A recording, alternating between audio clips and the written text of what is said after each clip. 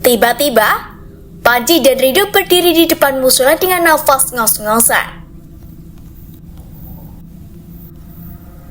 Aku langsung menyuruhnya duduk di teras musola dan memberikan mereka minum air putih yang masih tersisa di ransel kami.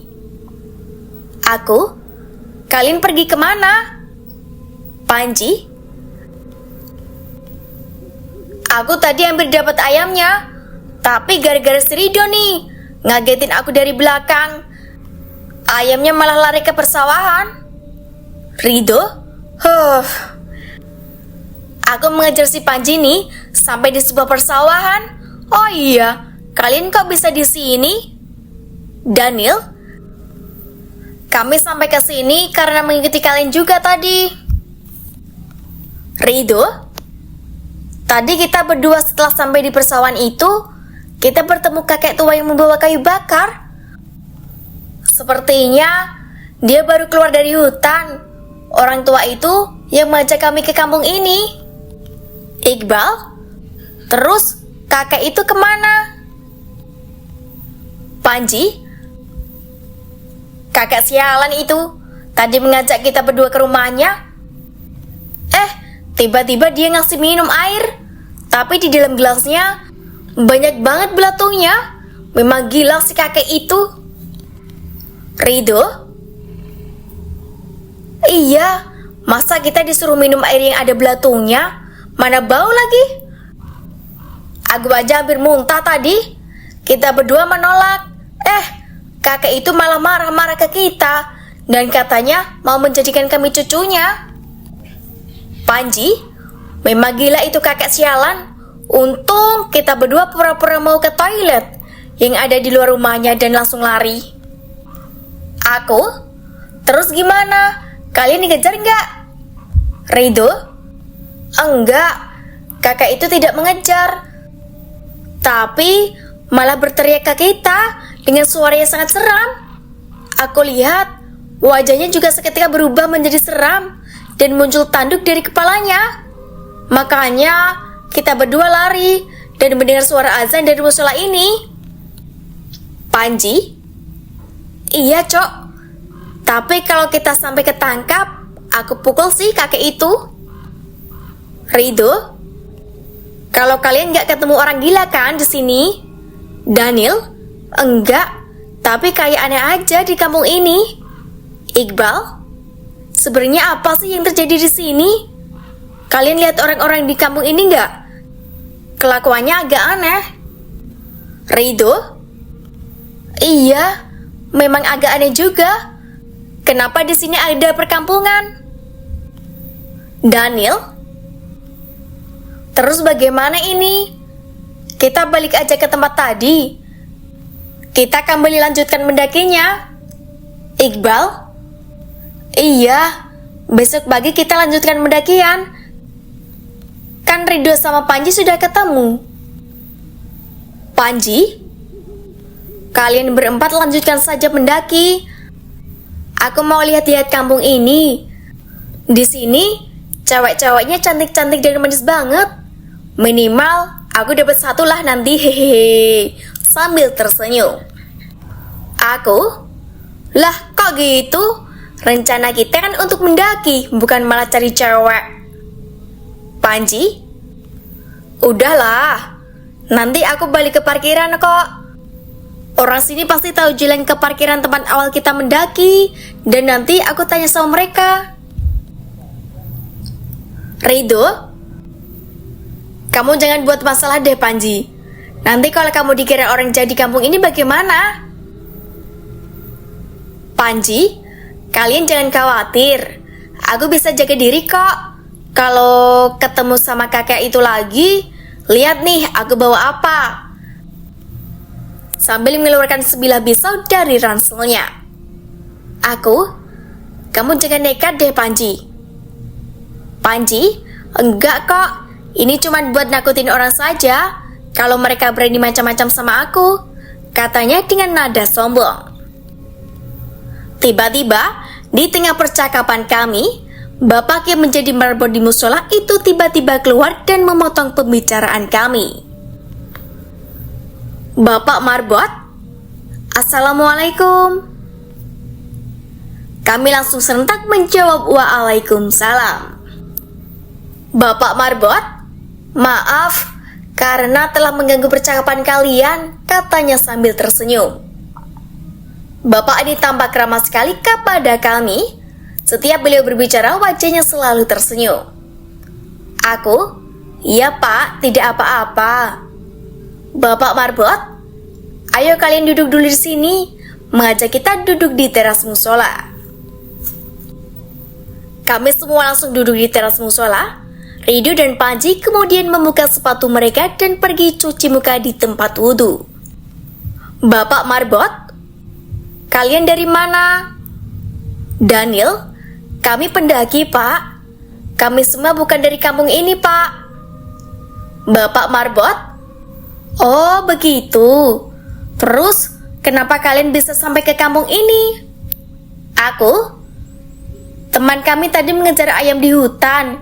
Kemudian tiba-tiba kami sampai ke kampung ini Pak. Bapak Marbot, ayam hutan hijau ya? Panji, iya Pak. Kok Bapak bisa tahu ya? Bapak, kalian bisa sampai ke kampung ini karena ulah kalian sendiri yang tidak mematuhi aturan. Ayam hutan hijau itu harusnya jangan dikejar. Ridho, kenapa Pak? Bapak Marbot, itu milik kakek tua yang tinggal di ujung kampung ini. Aku heran mendengar kata-kata beliau. Apakah itu milik kakek yang diceritakan oleh Panji dan Ridho? Bapak Marbot, kalau begitu kalian cepatlah keluar dari kampung ini sebelum petaka menghampiri kalian. Itulah kata-kata dari Bapak Marbot itu. Kemudian Bapak itu masuk kembali ke dalam musola. Ridho, Pak tunggu dulu. Maksud Bapak itu apa Pak? Keluar dari mana Pak? Ridho terus memanggil Bapak itu. Bapak itu masuk ke musola seketika langsung menghilang. Ridho kemudian masuk ke musola itu untuk mengejar Bapak Marbot, tetapi tidak menemukannya. Kami merasa takut dengan perkataan beliau dan memutuskan untuk meninggalkan kampung ini besok pagi-pagi. Aku, pokoknya besok pagi kita harus keluar dari kampung ini dan melanjutkan mendaki, walaupun kita cuma menginap semalam, kataku dengan tegas. Panji, kalian pergi saja duluan. Aku intinya tidak akan melanjutkan pendakian.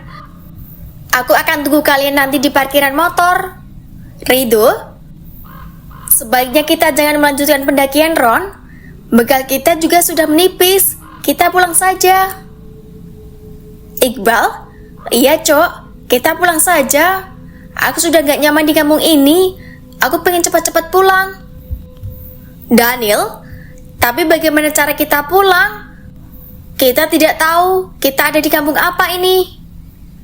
Aku, ya udah, besok kita tanyakan kembali orang-orang di kampung ini. Siapa tahu bisa membantu kita untuk pulang. Iqbal, menurut aku kita pulang lewat hutan saja seperti kemarin.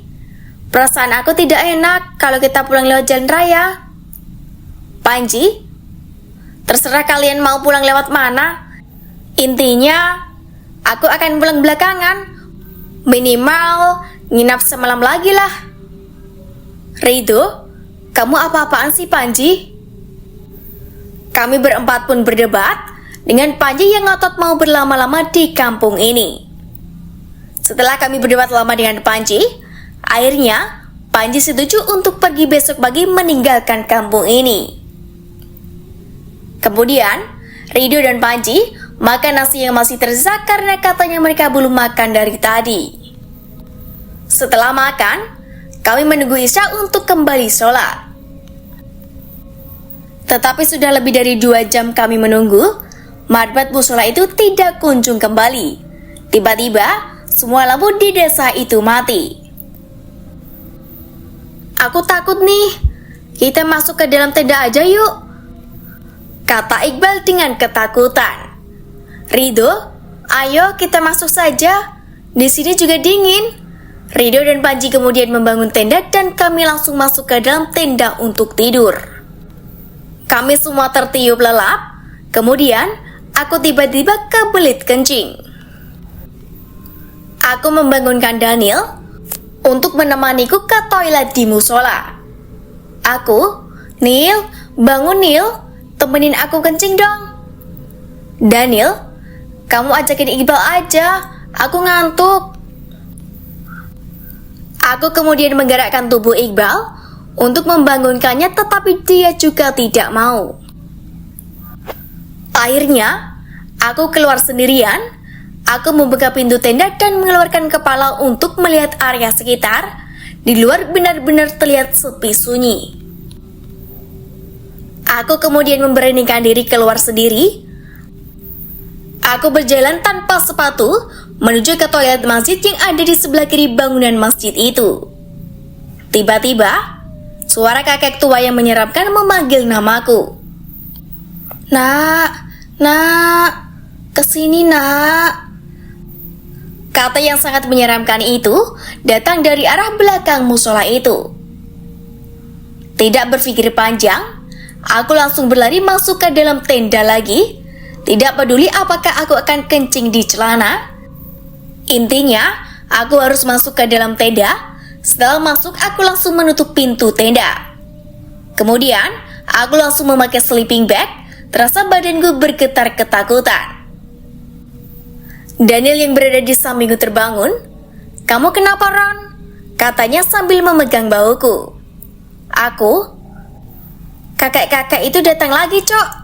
Kataku sambil mulut bergetar.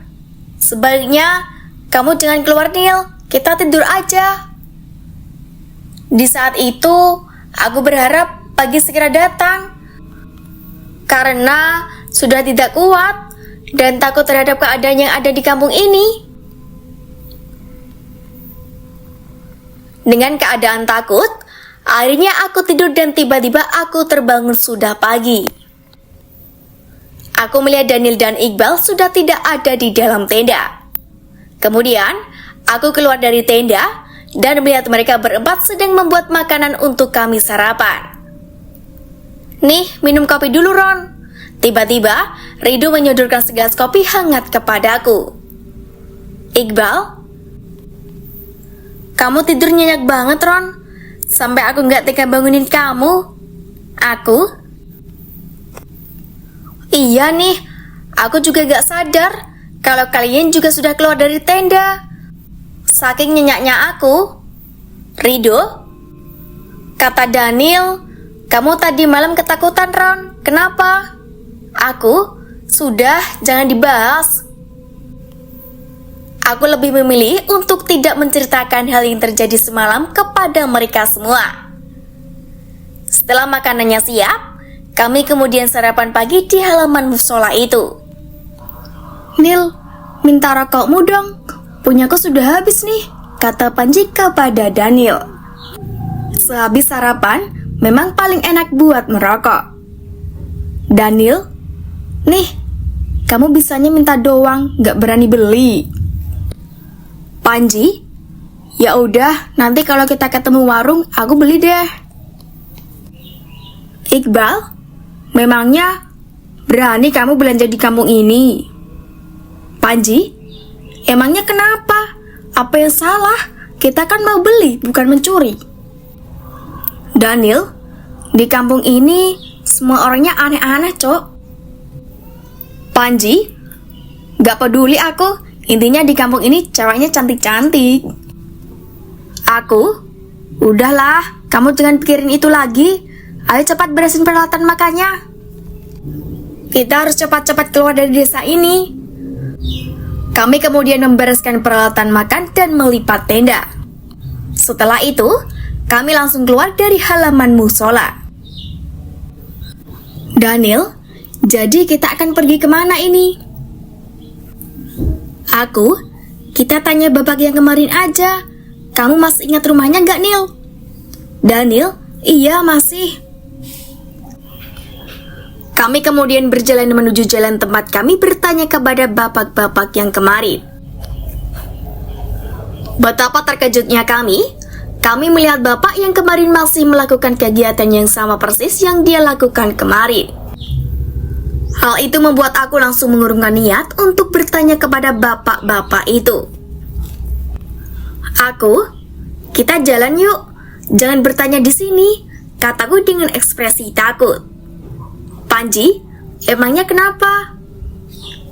Iqbal, kamu gak lihat tingkah bapak itu dari kemarin masih seperti itu? Ridho, masa sih? Dari kemarin seperti itu gak berubah? Aku, iya beneran, kita terus aja jalan ya. Kami terus berjalan di sepanjang gang kampung itu. Angin sepoi-sepoi, bau udara sedikit seperti bau menyan, membuat suasana semakin membuatku merinding. Setelah berjalan beberapa meter dari bapak yang tadi, kami kemudian melihat Bapak Marbot Musola yang sedang berdiri di pinggiran gang. Pakainya masih menggunakan jubah putih seperti tadi malam. Sepertinya dia memang sengaja menunggu kami. Bapak Marbot, kalian mau kemana? Seperti biasa, dengan nada halus dan ekspresi senyum. Ridho, kami mau pulang pak, tetapi kami bingung mau lewat mana. Kami tidak tahu kampung apa ini. Bapak Marbot, jadi kalian mau pulang ya? Kalian ini berada di kampung Anjani. Aku, kampung Anjani pak. Aku langsung teringat dengan nama Ratu Jin yang ada di Gunung Samalas, yang bernama Dewi Anjani. Aku sudah menduga kalau ini bukanlah dunia nyata, tapi ini dunia gaib milik Ratu Dewi Anjani. Bapak Marbot, iya, kampung ini bukan kampung seperti dunia kalian. Bila kalian ingin pulang ke rumah, kalian semua tinggal jalan melewati hutan tempat kalian masuk kemarin. Kemudian, kalian harus cari batu besar dan memutarnya sebanyak 3 kali. Kemudian, ucapkan salam. Ridho, memangnya kita nggak bisa ya pulang pakai ojek lewat jalan raya dari sini, Pak? Bapak Marbot, tidak bisa. Jalan satu-satunya adalah dengan yang Bapak tadi bilang. Ingat, kalian semuanya harus keluar. Bila dari rombongan kalian ini ada yang tidak keluar, maka kalian akan terjebak di kampung ini selamanya. Panji, mana mungkin kayak gitu pak? Kita tinggal naik ojek aja terus pulang. Kalian jangan percaya sama bapak ini. Dia pasti bohong. Mana ada yang namanya dunia gaib. Aku, jaga bicaramu Panji. Bapak Marbot, terserah kalian mau percaya atau tidak. Intinya, Bapak sudah mencoba membantu. Dan ingat satu hal, bila kalian masih di sini melewati 3 hari, kalian tidak akan menemukan batu besar yang ada di hutan itu lagi. Iqbal, kenapa Pak? Aku jadi takut nih. Bapak Marbot, sudah ya, Bapak pergi dulu. Sambil tersenyum, Bapak itu pergi meninggalkan kita. Panji, kalian jangan mau ditipu daya sama bapak-bapak. Memangnya ini kampung apa? Mana mungkin ada batu ajaib yang diputar 3 kali bisa membawa kita pulang. Mana mungkin aku percaya hal gituan. Palingan ini kita lagi dikerjain, kita lagi di prank ini. Mungkin sebentar lagi ada kamera yang keluar dan semua orang di sini itu acting. Pantas saja cewek-ceweknya cantik. Itu pasti kru-kru acara ini. Ridho, kamu sudah gila ya? Pakai dong otak kamu. Mana ada orang ngeprank sebesar ini. Terus kamu gak inget sama kakek kemarin yang tiba-tiba berubah mukanya menjadi seram? Aku? Sudahlah Panji, ayo ikut kami ke hutan. Kita cari batunya kemarin. Daniel, pokoknya kalau sampai gara-gara kamu nggak bisa keluar dari sini, awas aja kamu. Panji, awas apa? Mau mukul? Sini kalau berani. Ridho, sudah, ayo jalan. Aku menarik tangan Panji agar mau jalan, tetapi Katanya dia akan berjalan di belakang Iqbal. Kami terus lurus sampai kami tiba di rumah pertama di ujung desa. Kemudian, kami berjalan lagi sampai bertemu area persawahan. Kami berjalan di pematang sawah dengan berhati-hati. Kami pun sampai di pinggiran hutan yang kemarin.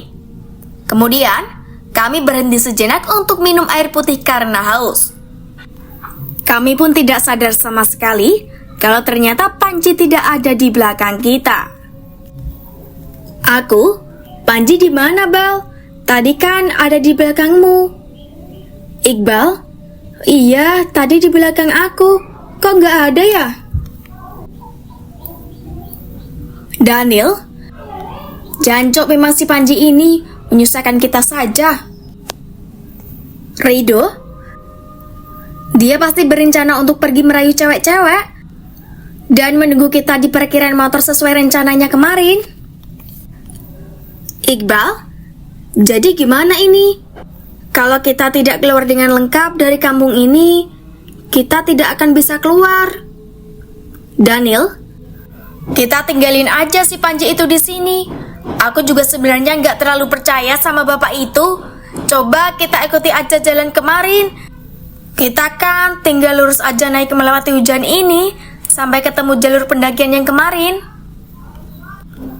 Aku? Iya juga sih. Coba kita jalan saja dulu. Terutama kita cari batu besar yang kemarin sebagai patokan. Rido? Oke deh, ayo. Kami berempat kemudian melanjutkan perjalanan dan meninggalkan Panji. Kami lurus dengan mengingat jalan yang kami lewati kemarin. Sudah 2 jam, kami berjalan tapi tak kunjung menemukan jalur pendakian itu. Rasanya, kami berjalan sudah jauh sekali sampai kami kelelahan. Sepertinya memang benar, kami tidak bisa keluar dari hutan ini.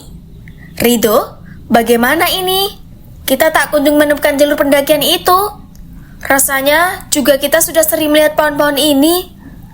Sepertinya kita sudah melewatinya beberapa kali. Nih coba lihat pohon mahoni ini. Tadi kan kita sudah melewatinya. Kenapa kita melewatinya lagi ini? Daniel, iya juga ya, kok bisa? Aku, sepertinya perkataan babak marbot itu benar. Kita memang terjebak di sini. Iqbal, tuh kan, kita harus cari Panji ini supaya kita bisa keluar dari sini. Rido, tetapi kita sudah jauh dari perkampungan itu dan kita juga sudah capek nih. Air minum juga tinggal sedikit. Daniel, ya udah, biar aku yang cari. Tapi salah satu dari kalian ikut sama aku mencarinya. Aku? Kamu aja yang ikut doh, biar aku yang tunggu di sini sama Iqbal. Rido, gak berani ah. Aku takut masuk ke kampung itu lagi. Kami bertiga akhirnya melakukan sweet dan yang kena airnya aku. Mau gak mau, aku sama Daniel pergi untuk mencari Panji. Kemudian, Rido dan Iqbal menunggu di pinggiran hutan. Kami berdua cuma membawa 1 ransel, punya aku, yang isinya paling lengkap dari ransel kami bertiga untuk jaga-jaga. Kalau sampai malam kita berdua belum menemukan Panji, kalian tetap tunggu di sini ya. Kalian berdua bangun tenda saja di sini sampai kita kembali, kataku kepada Rido dan Iqbal. Iqbal, oke siap. Semoga cepat ketemu si kampret itu. Daniel, ayo cepat Ron. Kita masih punya waktu sampai besok karena kita sudah 2 hari di sini. Kemudian, kami berdua segera menyusul Panji yang entah kemana perginya. Aku melihat ke langit, matahari terasa sangat panas mungkin sekitar jam 10-an. Aku dan Daniel kemudian sampai di rumah pertama di Kampung Anjani. Seperti biasanya, aku melihat aktivitas warga yang terus diulang-ulang. Aku dan Daniel kemudian mencari ke bagian musola yang kemarin tetapi tidak menemukannya. Kemudian, kami mencari ke arah timur perkampungan sambil berlari. Tak lama kemudian, kami kembali menemukan musola yang tadi. Kami berhenti di depan musola. Daniel, bukannya ini musola yang tadi ya? kok bisa ada di sini? Aku, mungkin bangunan musola ini kembar kali, makanya sama persis. Daniel, iya kali, ayo jalan lagi. Kami kembali melanjutkan perjalanan dengan sesekali berlari kecil. Tak lama kemudian, kami kembali menemukan musola. Dari sini, kami mulai sadar kalau ternyata kita juga melakukan yang berulang-ulang sama seperti yang masyarakat kampung ini lakukan. Neil, sepertinya kita memang hanya berjalan berputar-putar saja di kampung ini. Kampung ini tidak ada ujungnya, kataku kepada Daniel. Daniel? Iya, sepertinya memang pintu masuk kampung ini cuma di area persawahan itu. Aku, jadi kemana kita harus mencari panci kalau begini? Di hari itu, tiba-tiba cuaca menjadi mendung dengan suara gemuruh di langit. Angin yang dingin terasa berembus menerpa wajah kami dengan bau menyan yang khas. Hujan kemudian turun membasahi tanah yang tadinya kering. Kami berdua kemudian akhirnya berteduh di teras musola itu. Tiba-tiba, dari arah dalam musola, terdengar suara orang memanggil kami. Nak, sini masuk dulu. Ternyata itu Bapak Marbot yang tadi.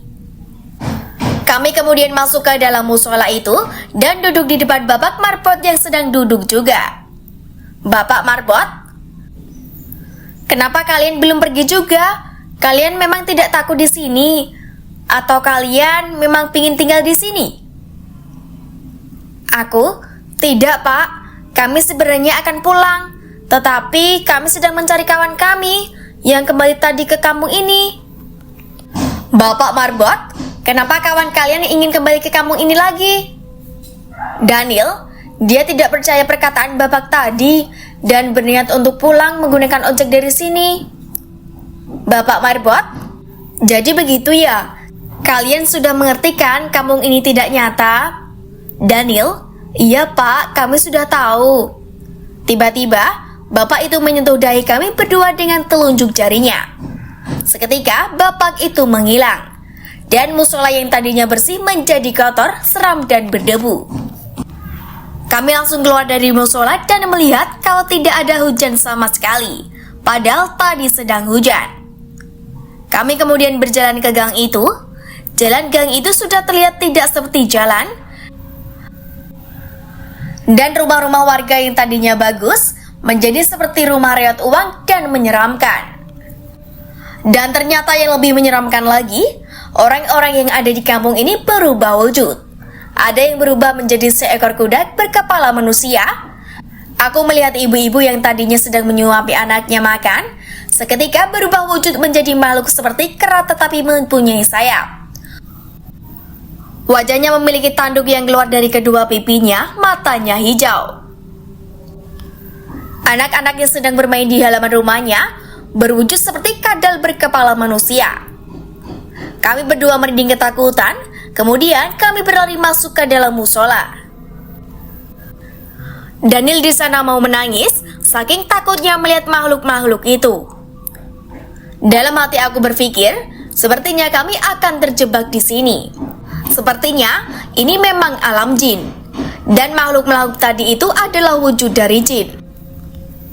Aku mencoba berpikir tenang, tetapi malah membuatku semakin takut.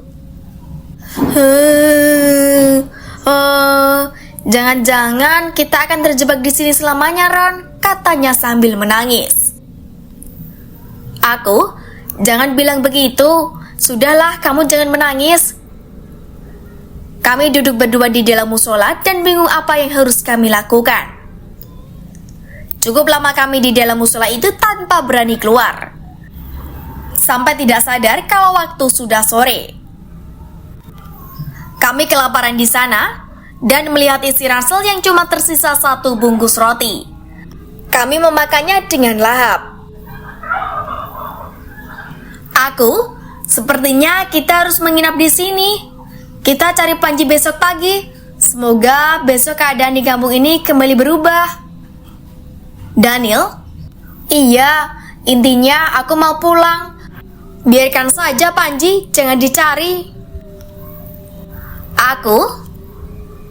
Tapi kalau kita tidak mencari Panji, kita tidak akan bisa keluar dari kampung ini. Daniel, ya sudah, besok kita cari Panji. Kami kemudian membangun tenda di dalam musola itu dan segera masuk ke dalam. Badan sudah direbahkan dan bersiap untuk tidur. Tiba-tiba terdengar suara kaki melangkah masuk ke dalam musola. Suaranya semakin mendekat ke arah tenda kami. Cahaya senter terlihat dari luar tenda mengarah ke tenda kami. Daniel, siapa itu, Ron? Kata Daniel ketakutan. Aku juga tidak tahu, Neil. Suara panggilan kepada kami berdua. Daniel, Roni, kalian di dalam. Ternyata itu Rido dan Iqbal. Aku kemudian langsung membuka pintu tenda dan keluar dari tenda. Rido, kok kalian bikin tenda di dalam musola sih? Daniel, kalian kenapa kesini? Kalian gak takut sama makhluk-makhluk di kampung ini? Iqbal, ya takut sih, tapi kami khawatir sama kalian berdua. Lagian, kami tidak berani bermalam di pinggiran hutan itu, makanya kami menyusul ke sini. Rido, iya Cok, di pinggiran hutan itu suara ribut-ribut sekali, seperti ada suara orang-orang yang memanggil kita. Suara orang tua kamu juga aku dengar, Ron. Bahkan ibumu terdengar menangis. Yang benar. Masa ibu aku menyusul aku mendaki? Iqbal, iya serius bro. Tapi ketika kami mencari suara itu, tidak ada orang sama sekali di sana. Kita berdua juga tadi membalas panggilan mereka dengan berteriak, tapi tidak ada yang membalas kami. Daniel, serius? Rido, iya serius. Makanya kami menyusul ke sini. Kami takut di sana. Apalagi suara ribut itu bikin aku sama Iqbal gak tenang di sana. Iqbal, kok mata kamu bengkak, Neil? Seperti orang habis nangis. Iya Bal, si Daniel itu nangis terus dari tadi. Rido, nangis kenapa? Tenang aja Neil, kita pasti pulang besok kalau sudah ketemu Panji. Daniel, coba kalian lihat makhluk-makhluk di luar itu. Apa kalian gak merinding melihatnya? Iqbal, makhluk apa? Itu kan orang-orang yang sama, yang melakukan aktivitas sama seperti hari-hari kemarin. Kok kamu lihatnya begitu? Kalian gak lihat mereka berubah menjadi makhluk yang menyeramkan? Rido, enggak kok. Mereka semua sama kayak kemarin. Coba kalian lihat musola ini. Kotor banget kan? Reot, berdebu, banyak daun-daun berserakan di lantai. Iqbal, enggak kok. Musola ini bersih seperti sebelumnya. Makanya kami heran, kenapa kalian bangun tenda di dalam musola? Rido, nih coba lihat, bersih kan? Sambil mengarahkan cahaya senter ke lantai dan dinding musola. Daniel, kalian buta ya? Itu kan kotor banget. Ternyata pandangan aku sama Daniel berbeda dengan pandangan Rido dan Iqbal. Apa jangan-jangan penglihatan kita berubah gara-gara dahi kita disentuh sama bapak yang tadi ya? Kataku kepada Daniel. Daniel, iya, bener banget. Kayaknya memang gara-gara itu, Ron. Rido, emangnya apa yang terjadi tadi? Kami ketemu bapak marbot itu, kemudian dahi kami disentuh. Seketika penglihatan kami berdua menjadi berubah, menjadi menyeramkan. Iqbal, terus kemana bapak marbot itu pergi? Daniel, dia tiba-tiba menghilang. Iqbal, kok bisa menghilang? Oh iya, Panji ketemu enggak? Daniel, enggak. Kami hanya berputar-putar di desa ini dari tadi. Iya, kita seperti melakukan kegiatan yang berulang-ulang. Ridho, kok bisa ya? Jadi gimana nih kalau nggak ada Panji? Kita nggak bisa pulang. Aku, ya udah besok kita cari. Kita nggak bisa cari dia di kondisi kampung yang gelap seperti ini. Apalagi penglihatan aku sama Daniel berbeda dari penglihatan kalian. Ridho, ya udah kita tidur aja malam ini. Besok pagi kita cari. Karena tenda yang satunya lagi ada di ransel Panji, jadi kami berempat tidur dalam satu tenda yang sempit. Kami akan mencari Panji besok pagi lagi agar kami bisa keluar dari kampung ini. Pagi hari, aku terbangun karena perut yang terasa lapar. Aku membuka mataku dan dihadapkan dengan muka Daniel yang tertidur dengan air liur yang keluar dari mulutnya. Aku kemudian langsung duduk dan kemudian membangunkan mereka semua. Kemudian, aku langsung mengambil HP yang ada di saku celanaku. Ternyata, HP aku sudah kehabisan baterai. Maklum, HP jadul. Jadi, baterainya nggak kuat seperti HP baru kebanyakan. Kemudian, aku mengintip keluar tenda melalui jendela tenda yang kecil. Keadaan di luar masih sama dengan semalam, musola yang kotor dan usang. Aku, Bill, bangun, sudah pagi. Daniel, sambil merentangkan kedua tangannya. Kemudian, Daniel membangunkan Ridho dan Iqbal yang ada di sampingnya. Aku kemudian mengeluarkan ransel yang ada di dalam tenda. Segera aku keluarkan kompor untuk memasak. Aku cek satu persatu ransel, ternyata tidak ada tersisa air botol. Aku, gimana nih? Air kita sudah habis. Coba kamu cek air keran di tempat wudhu musola ini, ada airnya atau tidak? Ridho, oke. Ayo Iqbal, temani aku bawa semua botolnya. Mereka berdua kemudian keluar untuk mengisi air, dan aku melanjutkan memanaskan minyak goreng untuk menggoreng kerupuk kering yang kami bawa dari rumah. Setelah beberapa saat, mereka berdua kembali. Aku dan Daniel kaget karena bukannya air bersih yang ada di dalam botol, tetapi air yang keruh kekuningan seperti air kencing. Aku, apa-apaan ini Kamu kok ngisi air got? Daniel, iya cok, kok kamu jorok banget sih isi air got? Emang kita ayam gitu dikasih minum air kotor? Iqbal, kalian berdua emang gak lihat? Ini kan air bersih dari musola itu, seperti air yang kemarin. Aku, kan jelas itu warnanya keruh banget. Ridho, keruh gimana? Lihat nih. Aku terdiam sesaat. Mungkin ini memang seperti penglihatan aku dan Daniel sebelumnya. Semua aku lihat di kampung ini seram dan kotor. Aku langsung menjelaskan kepada mereka dan baru mereka mengerti. Kemudian, airnya mereka buang dan aku lanjut memasak meskipun cuma menggoreng kerupuk. Iqbal, jadi kita nggak bisa masak nasi nih. Daniel, iya apa boleh buat, airnya nggak ada. Ridho, ya udah, apa yang ada aja kita makan. Kemudian, kami sarapan pagi dengan hanya memakan kerupuk. Setelah itu, kami langsung membereskan tenda dan siap untuk mencari Panji kembali. Aku keluar sendirian untuk memastikan keadaan di luar. Ternyata, keadaan di luar masih sama. Makhluk yang menyeramkan itu masih ada dengan aktivitas yang sama. Tidak berubah sama sekali. Aku kemudian menjelaskan kepada Daniel kalau semua itu cuma ilusi saja. Mereka walaupun seram tidak akan menyakiti kita. Setelah meyakinkan Daniel, kami berempat kemudian keluar dari dalam musola itu. Kemudian, kami berjalan ke gang dan Ridho sebagai pemimpin jalan. Kami terus mencari dari sudut ke sudut gang tanpa henti, berputar-putar kemudian balik lagi ke musola. Sampai siang, kami berjalan tidak kunjung menemukan Panji. Kami saat itu putus asa, sepertinya kami di sini akan terjebak selamanya. Ditambah rasa lapar dan lelah yang membuat kami berpikir untuk menyerah.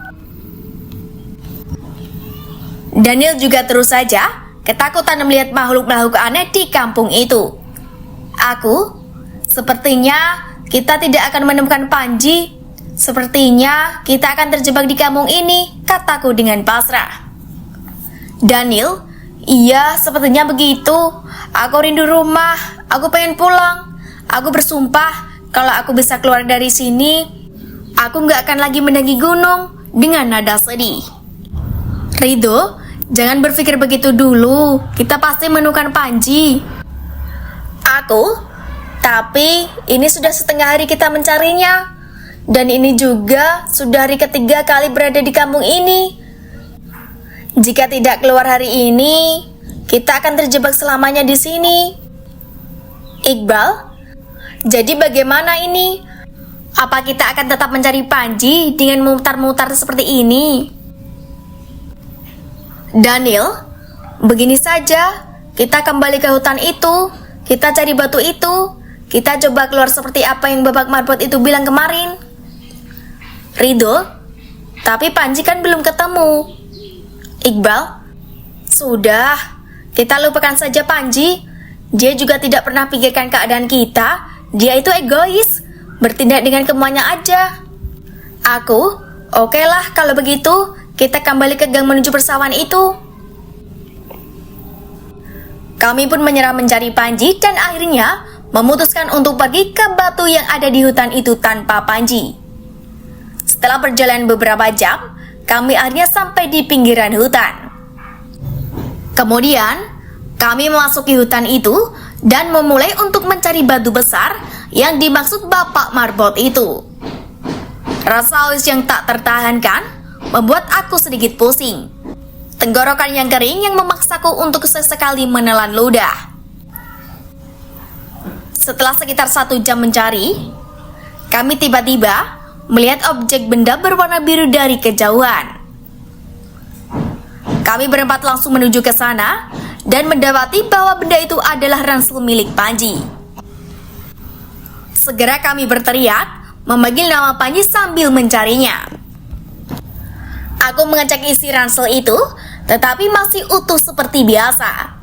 Dan aku menemukan air botol dan 2 bungkus roti yang masih tersisa di dalam tas itu. Kami langsung meminum air dan memakan roti itu karena rasa haus dan lapar tak tertahankan. Ayolah, cepat kita cari Panji. Ini sudah sore, kita gak punya waktu lagi, kataku.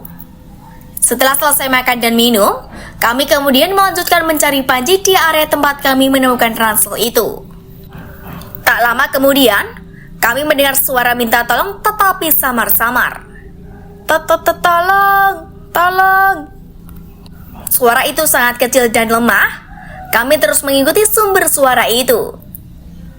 Dan akhirnya, melihat bahwa itu adalah Panji yang bersandar di sebuah batu besar, yang tidak lain memang itu adalah batu yang sedang kita cari. Kami langsung berlari menuju Panji dan memberikan sedikit air yang tersisa di dalam botol. Panji? Ayo apa Panji? Dengan panik. Panji? Ayo kita pergi dari sini. Badan Panji di sana sangat lemas sampai tidak mampu untuk berdiri. Aku kemudian membantunya berdiri dengan merangkulnya. Apa yang sebenarnya terjadi padamu Panji? Panji? Aku sepertinya akan mati. Ridho, kamu jangan bilang begitu Panji. Ayo cepat kita keliling batu ini sebanyak 3 kali. Tidak membuang waktu lagi, kami kemudian bersama-sama mengelilingi batu besar itu sebanyak 3 kali sambil merangkul Panji yang sudah lemas. Setelah putaran terakhir selesai, kami kemudian bersama-sama mengucapkan salam. Iqbal, apa kita sudah kembali ke hutan yang sebenarnya? Daniel? Nggak tahu juga. Tidak ada bedanya dengan hutan yang pertama kali kita kesini 2 hari yang lalu. Iqbal, cara mengetahuinya bagaimana? Ridho, iya, gimana cara kita tahu kalau kita sudah di dunia yang nyata? Biar aku yang mengeceknya. Daniel, caranya gimana Ron? Tenang, aku bakalan turun ke lurus tempat ujung hutan yang tadi. Kalau aku menemukan area persawahan itu lagi, berarti kita belum keluar dari alam gaib ini. Ridho, baiklah Ran, hati-hati ya. Kamu perlu ditemani nggak? Aku, tidak usah, kalian tunggu saja di sini. Kemudian, aku menyandarkan Panji di batu itu. Kemudian, berlari ke bawah menurun hutan itu. Dari kejauhan ternyata masih terlihat area persawahan itu. Sepertinya, kita memang masih berada di alam gaib itu. Kemudian, aku kembali berlari lurus ke hutan menuju mereka. Kita belum keluar dari alam gaib ini, teman-teman. Sepertinya yang kita lakukan itu tidak membuat kita keluar dari sini, kataku dengan pasrah. Kami seketika langsung duduk terdiam tanpa berkata-kata. Cahaya di hutan juga sudah mulai redup karena matahari sudah akan tenggelam. Dan kami akan terlambat untuk keluar dari alam ini. Di tengah kebingungan kami, semua dengan hanya duduk berdiam diri tanpa solusi. Tiba-tiba Iqbal berkata, "Aku rindu ibu. Aku rindu masakan ibu." Daniel, "Sama, aku kangen ibu. Aku rindu masakannya." Ridho, "Masakan ibu kita memang selalu bikin kangen. Andaikan waktu bisa terulang, kita tidak mungkin terjebak di sini." Iqbal, "Iya. Mungkin aku sekarang bisa menikmati makan nasi hangat dengan sambal bawang buatan ibuku." Dengan kata Iqbal seperti itu, aku jadi teringat pesan kakeknya Ridho sebelum kita berangkat mendaki. "Weh cok, kalian ingat 3 biji bawang putih yang ada di saku kalian masing-masing gak?" Ridho, "Hah? Iya ya." Iqbal, "Iya, mungkin itu kunci kita keluar. Katanya bawang putih kan tidak disukai makhluk gaib." Daniel, "Iya. Tapi kita harus apakan bawang putih ini?" Sambil mengeluarkannya dari saku celananya. "Kamu masih ada nggak, Panji?" Ridho kemudian meraba-raba saku celana Panji dan ternyata masih ada. Hari semakin gelap, sepertinya waktu maghrib telah tiba. Cahaya matahari sedikit demi sedikit mulai menghilang dari pandangan. Kami semua bingung, harus apakan bawang putih yang kami pegang masing-masing ini. Ridho, mungkin kita makan saja bawang putih ini. Mungkin itu yang menjadi kunci kita keluar dari sini. Iqbal, tahu dari mana, Do? Ridho, "Iya, kita coba saja. Daripada kita bengong tanpa melakukan apa-apa, mendingan kita coba makan saja. Bener gak, Ron?" Katanya sambil memandangku. Iya bener juga sih. Daripada kita bingung kan, kita coba saja dulu. Gak ada ruginya juga kan? Daniel, "Tapi emang bawang putih bisa dimakan mentah? Bukannya rasanya gak enak?" Ridho, "Iya, memang sih rasanya tidak enak. Tapi kita harus tahan, Cok. Mungkin ini harapan terakhir kita." Kemudian, kami bersama-sama memakan satu bawang putih dulu, dan rasanya memang aneh, bikin mual. Panji juga kami paksa untuk mengunyahnya. Meskipun dia tidak mau, kami tetap paksa untuk menelannya. Setelah bawang putih pertama sudah kami makan, kemudian kami makan bawang putih kedua. Rasanya masih sama. Baunya sangat dikunyah, sungguh menusuk hidung. Dan bawang putih terakhir, kami merasa sudah tidak sanggup untuk memakannya. Tetapi, dengan keyakinan kami semua bahwa ini kunci kami pulang, kami semua akhirnya berhasil memakan semuanya. Setelah itu, suhu yang tadinya merasa dingin, tiba-tiba seketika berubah menjadi hangat. Dan daun-daun tadinya yang hijau di sekitar kami tiba-tiba menjadi kering. Iqbal, apa yang terjadi? Apa kita sudah keluar dari alam gaib ini? Ridho, kita gak akan tahu sebelum kita mengeceknya. Ayo coba kita jalan ke atas hutan ini, melewati batu ini. Kalau kita menemukan jalur pendakian yang dulu kita lewati pada saat mengejar ayam itu, berarti kita sudah keluar dari alam ini. Daniel, iya, ayo kita coba periksa. Lagian, aku juga sudah pasrah. Walaupun kita tidak menemukan lagi jalur pendakian itu, aku mau di sini saja daripada harus kembali ke kampung siluman itu. Kami semua dengan perlahan berjalan di hutan itu, mengarah ke atas melewati batu yang besar itu. Hari sudah gelap, senter yang kami bawa masing-masing sudah kehabisan baterai. Kami hanya berjalan dengan mengandalkan harapan, mengandalkan keyakinan. Terasa, duri-duri dari semak-semak belukar menusuk kaki-kaki kami.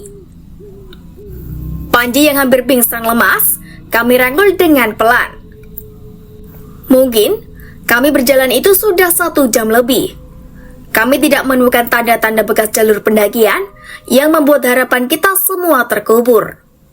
Tetapi yang membuat kami yakin, kami semua tidak berulang kembali memutar-mutar di hutan itu sama seperti sebelumnya ketika kita mencoba keluar.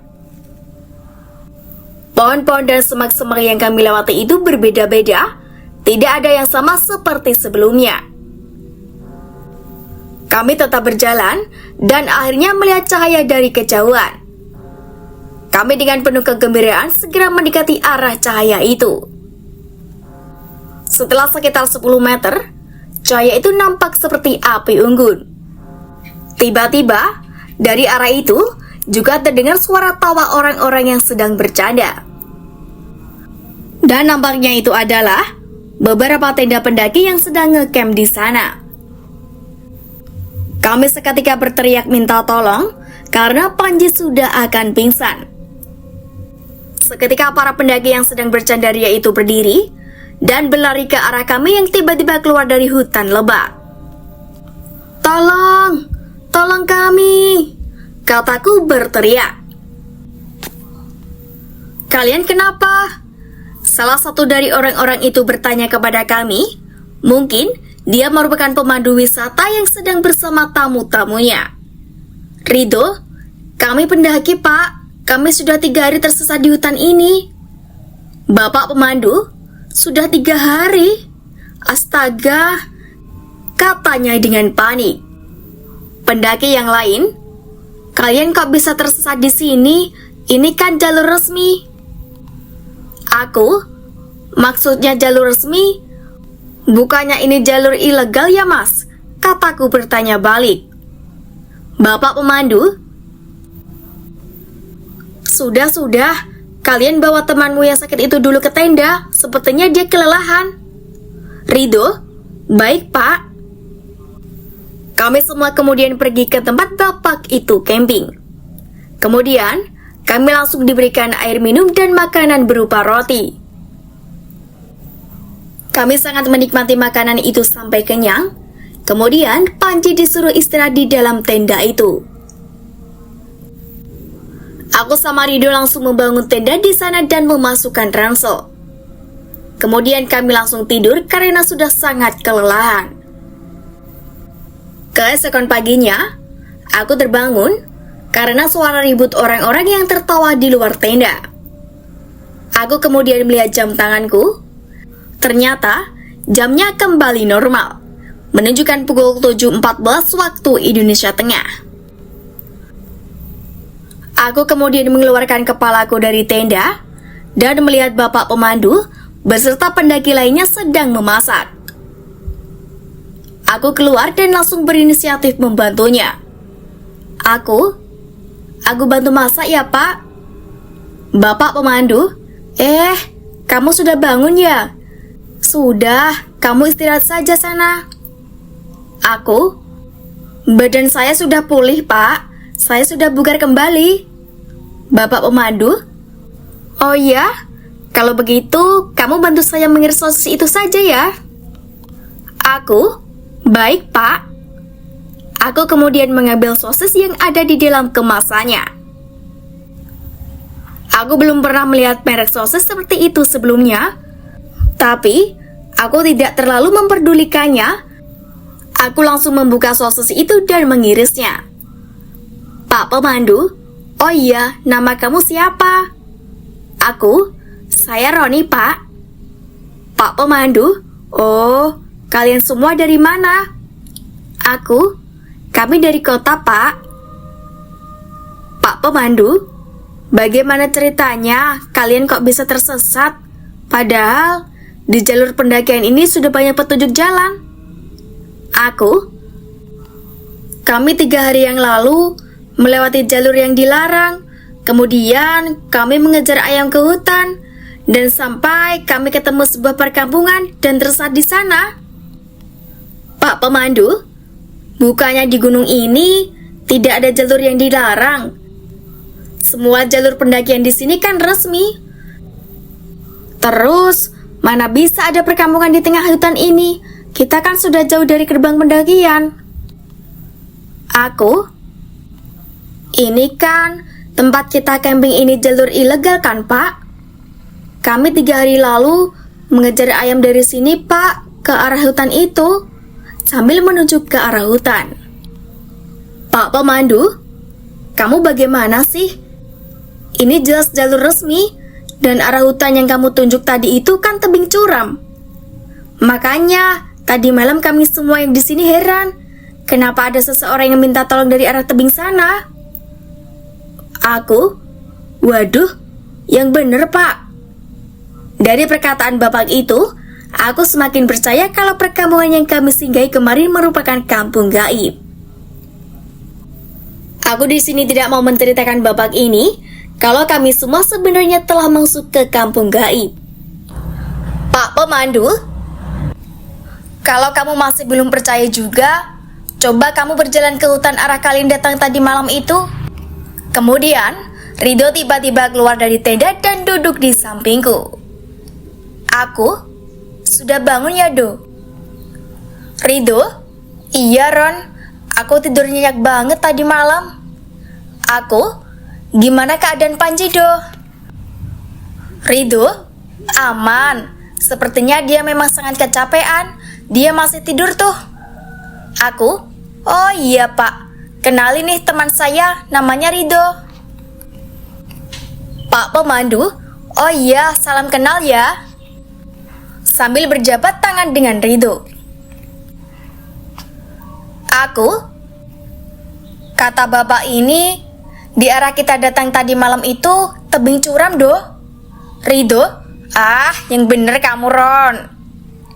Pak pemandu, kalau kalian gak percaya, coba kalian berdua berjalan sekitar 100 meter ke sana sambil menuju ke arah kami datang tadi malam. Oh iya, Pak, ini Pak sosisnya sudah selesai dipotong. Kemudian, aku dan Rido berdiri dan berjalan menuju hutan arah kami datang semalam. Kami terus lurus. Dan betapa kagetnya kami berdua, ternyata memang benar di sana ada tebing yang sangat curam. Padahal, dari arah itu kami berjalan 1 jam lebih untuk berhasil mencapai tempat camping Bapak pemandu itu. Lihat, Do, sepertinya memang benar. Kita kemarin selama 3 hari masuk ke dunia gaib. Rido? Iya, Ron, aku jadi merinding. Untung saja kita bisa keluar. Ayo kita cepat-cepat saja pulang. Aku sudah rindu rumah. Aku takut kembali masuk ke dalam kampung itu lagi. Rido? Iya, Ron, ayo kita balik. Tapi baiknya kita jangan menceritakannya kepada pemandu wisata itu. Rido? Kenapa emangnya, Ron?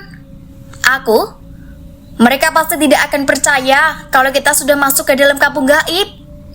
Dan kalau mereka percaya juga, mereka pasti akan ketakutan dan menyebarkannya ke orang-orang.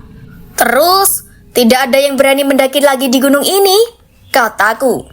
Rido? Oh iya deh, aku nggak akan menceritakannya ya. Tiba-tiba, dari arah tebing itu terdengar suara panggilan. Hei, kalian! Suaranya sama persis seperti kakek tua yang memanggilku ketika aku berada di musola itu.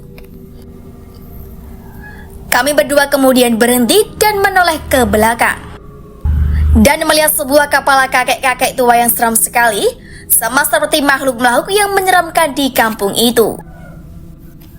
Rambutnya terurai panjang, memiliki tanduk seperti domba yang melingkar ke depan pipinya, matanya hijau.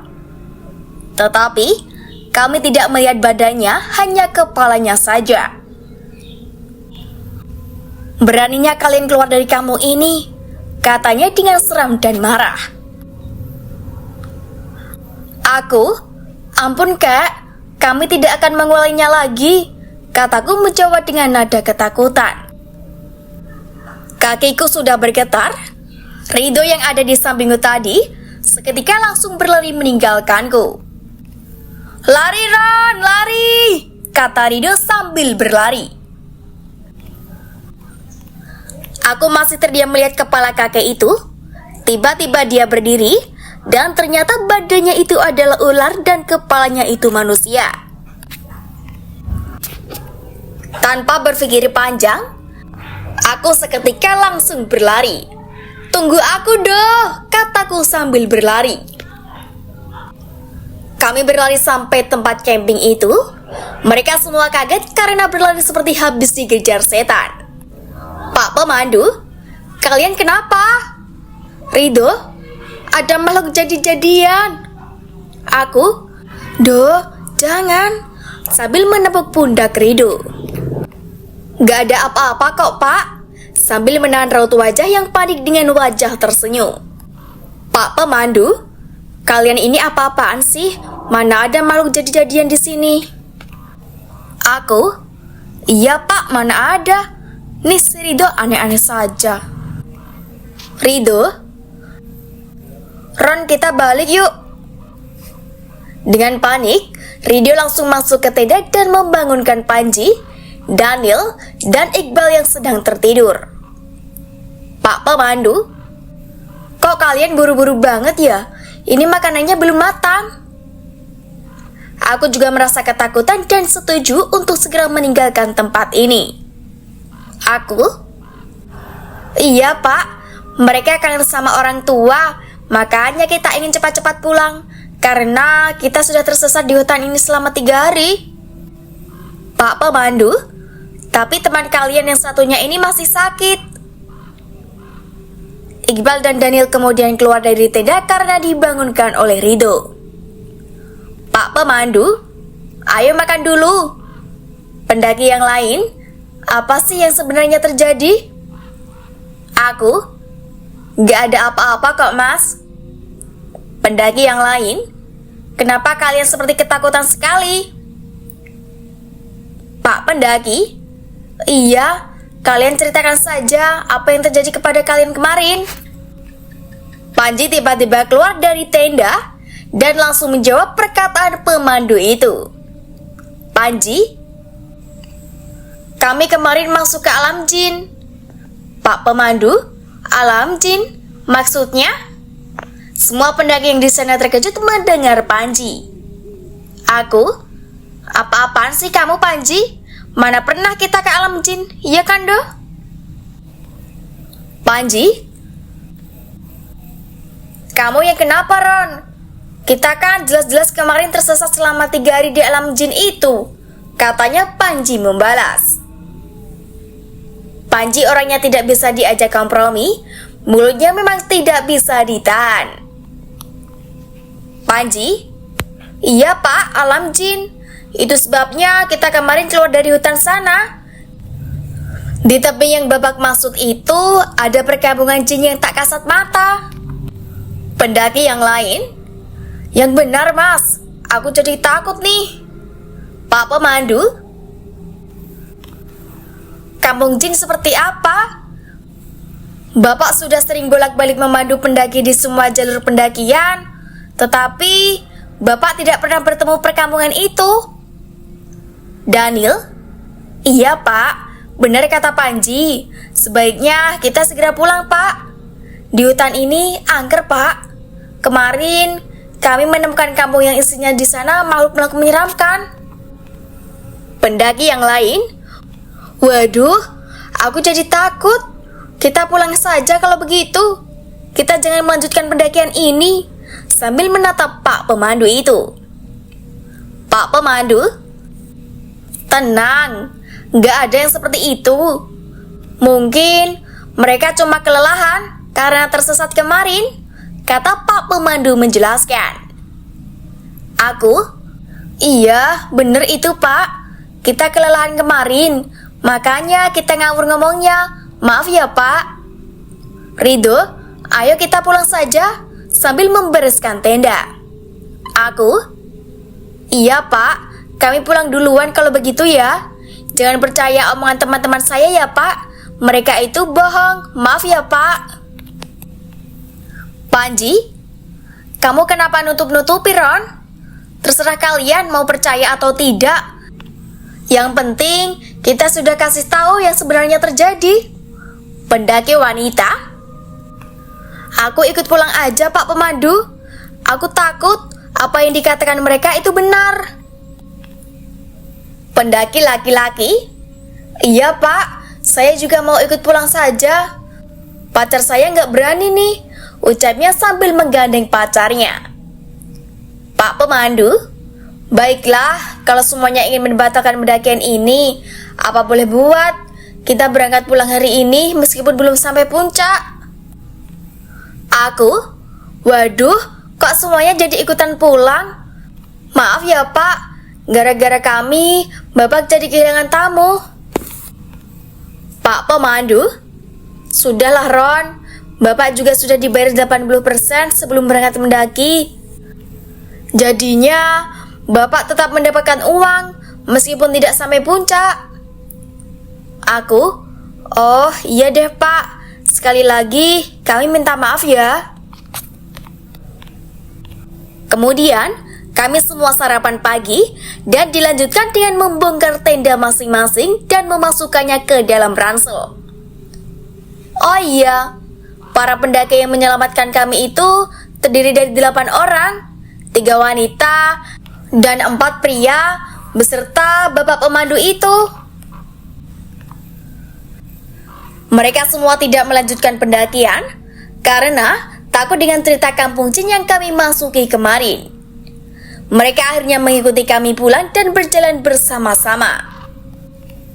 Kami berjalan bersama-sama sampai kami tiba di pos 3 dan beristirahat di sana untuk makan siang karena waktu sudah menunjukkan 11.41 waktu Indonesia Tengah. Kami langsung duduk dan meletakkan ransel masing-masing di tanah. Di sepanjang perjalanan tadi, kami banyak melewati para pendaki yang akan naik ke puncak Gunung Samalas. Aku heran, kenapa banyak pendaki yang naik, padahal pada saat kita naik kemarin, sangat sepi karena sedang musim hujan. "Pak, kok ramai yang mendaki ya? Padahal kemarin pada saat kami berangkat mendaki, hanya rombongan kami saja yang mendaki gunung ini. Tapi kok sekarang banyak sekali yang mendaki?" kataku dengan Bapak Pemandu itu. "Pak Pemandu, sepi bagaimana Ron? Sejak bulan lalu juga sudah banyak yang mendaki gunung ini. Sekarang kan sudah masuk musim kemarau. Kalau musim hujan baru sepi yang mendaki gunung." Yang bener Pak. Kami 3 hari yang lalu cuma motor kami saja yang mengisi parkiran itu." Pak Pemandu, "Oh, mungkin setelah kalian jalan, ada banyak yang di belakang kalian mendaki." Tapi bukannya sekarang musim hujan Pak. Kami pas mendaki kemarin itu hujan terus Pak. Sampai kami harus memakai jas hujan plastik." Aku kemudian mengeluarkan jas hujan plastik yang kami pakai waktu itu. "Pak Pemandu, buat apa kalian bawa jas hujan untuk mendaki di musim kemarau ini? Ada-ada saja kalian." Sambil tertawa, pendaki yang lain juga ikut tertawa melihatku membawa jas hujan. "Daniel, memang benar kok Pak. Kami pas mendaki sebelum tersesat itu, Kami beberapa kali sudah diguyur hujan, makanya kami pakai jas hujan plastik ini, kata Daniel memotong pembicaraan aku dan Pak Pemandu itu. Pak Pemandu, kalian aneh ya, padahal musim kemarau, mana mungkin ada hujan. Panji, sudahlah, kalau Bapak tidak percaya, ya gak usah ribet amat sih, kata Panji menjawab. Pak Pemandu, bukannya kami tak percaya, tapi memang benar tidak pernah turun hujan 3 hari yang lalu. Aku, mungkin di gunung ini saja yang hujan, Pak, sedangkan di gerbang pendakian tidak ada hujan, kataku meluruskan. Ridho, iya mungkin saja begitu. Kami pun selesai membahas itu dan mulai mempersiapkan peralatan untuk memasak. Aku ingat di pos 3 ini tempat kami ngecamp 3 hari yang lalu ketika aku melihat cahaya yang berwarna hijau pada malam hari itu. Aku melihat tanah di sana sangat kering seperti musim kemarau yang membuat aku masih bingung kenapa musim hujan sangat cepat berlalu. Dan pohon-pohon di sekitar juga sudah gundul karena daunnya banyak yang gugur. Padahal 3 hari yang lalu sangat lebat. Tapi sudahlah, jangan dipikirkan lagi. Aku langsung membantu teman-teman yang lain memasak. Di pos 3 itu, banyak pendaki juga yang istirahat di sana. Pakaian yang mereka pakai dan gaya-gaya rambut mereka sangat berbeda. Berbeda dari penampilan aku yang menurutku sudah paling keren. Aku lihat baju-baju mereka, tidak ada merek yang aku kenal. Kemudian, ada yang aku lihat mengeluarkan kamera yang kelihatannya canggih. Padahal, kamera itu sangatlah mahal. Hanya orang-orang kaya yang mampu membelinya. Dan yang membuatku kagum, aku melihat ada orang yang memakai HP yang layarnya besar dan kelihatan kamera belakangnya ada 2. Aku belum pernah melihat HP seperti itu. Yang aku tahu, HP itu mempunyai 1 kamera belakang dan 1 kamera depan. Aku hanya penasaran melihatnya. Tiba-tiba, di samping aku pendaki rombongan tamu, Pak Pemandu juga mengeluarkan HP yang layarnya besar. Dan kamera belakangnya ada 2 juga. Aku baru pertama kali lihat HP kayak gitu, Mas. Itu HP baru ya, Mas? Pasti mahal ya? Pendaki, wah, ini kan HP keluaran lama, Mas. Orang-orang juga udah biasa pakai HP yang kayak gini. Harganya nggak terlalu mahal, sekitar 2 jutaan aja sudah dapat. Tapi aku kok tumben melihatnya. Ini HP saya aja katanya sudah paling canggih. Ini saya beli 3 bulan yang lalu dengan harga 4 juta. Sambil mengeluarkan HP yang layarnya seumuran 4 inci. Pendaki, wah, itu kan HP jadul, Mas. Tapi memang sih dulu HP itu harganya mahal banget. Sekarang mah udah nggak laku. Tapi kok Masnya bisa beli baru 3 bulan yang lalu ya? Kan HP-nya udah nggak ada dijual di toko HP, katanya dengan heran. Ini kan keluaran baru, Mas, bukan HP jadul. Masa HP aku yang lagi ngetren ini dikira jadul, Nil? Kataku sambil menunjukkan HP aku ke Daniel. Daniel, mana mungkin, itu kan HP keluaran terbaru. Mungkin Masnya itu kurang update. Pendaki, kurang update gimana? Semua orang tahu kalau itu memang HP jadul.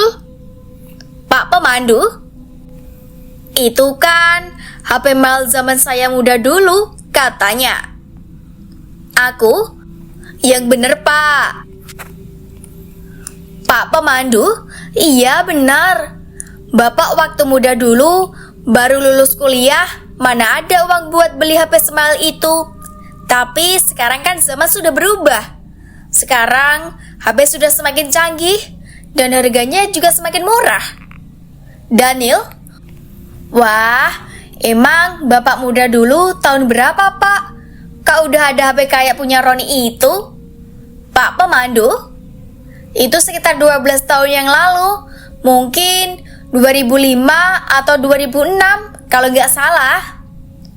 Iqbal, hahaha, bapak ini ngarang, hahaha, sambil tertawa. Panji, ternyata bapak yang serius gini bisa juga bercanda. Aku, iya pak, masa tahun 2006 dibilang masa mudanya dulu? Aku juga tertawa mendengarnya. Pendaki yang lain memandang kita berlima dengan tatapan aneh dan heran. Pendaki wanita, kalian kenapa ketawa seperti itu? Memang benar kan? 2006 itu zaman dulu. Kok kalian tertawa mendengarnya? Pak Pemandu, maksud kalian apa ya? Kenapa kalian tertawa mendengar kabar kalau masa muda saya itu 12 tahun yang lalu? Aku, kan bapak lagi bercanda sama kita. Jadinya lucu aja kan? Masa tahun 2006 masa dibilang zaman dulu? Ridho, iya pak, ada-ada saja. Kalau di zaman muda bapak 2006, terus tahun berapa sekarang pak? Katanya sambil tertawa. Pendaki yang lain, ini kan tahun 2018. Kenapa kalian harus tertawa mendengar itu? Panji, 2018 dari Hong Kong. Hahaha. Iqbal, iya.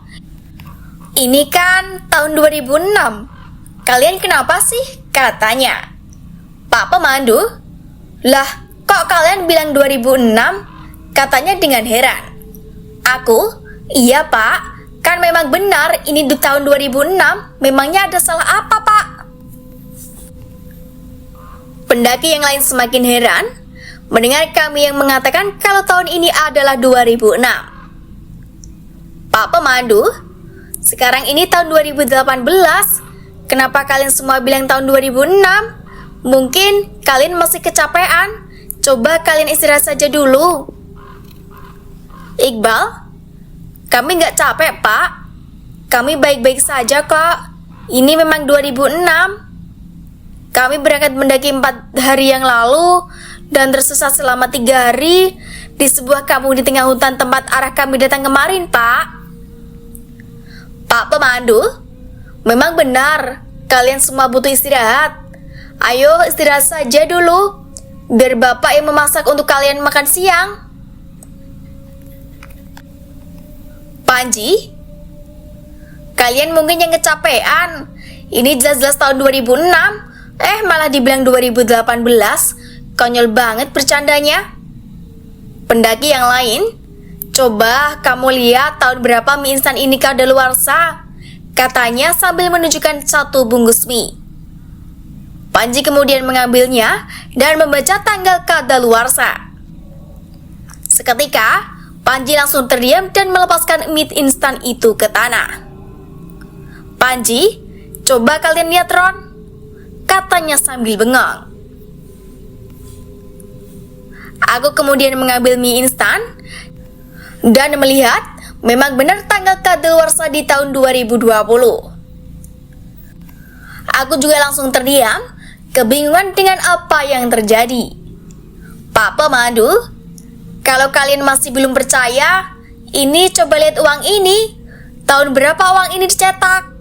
Sambil mengeluarkan 2 jenis uang yang tidak pernah kami lihat sebelumnya. Aku melihat tahun berapa uang itu dicetak, ternyata tahun 2017. Aku, ini pasti uang palsu ya pak?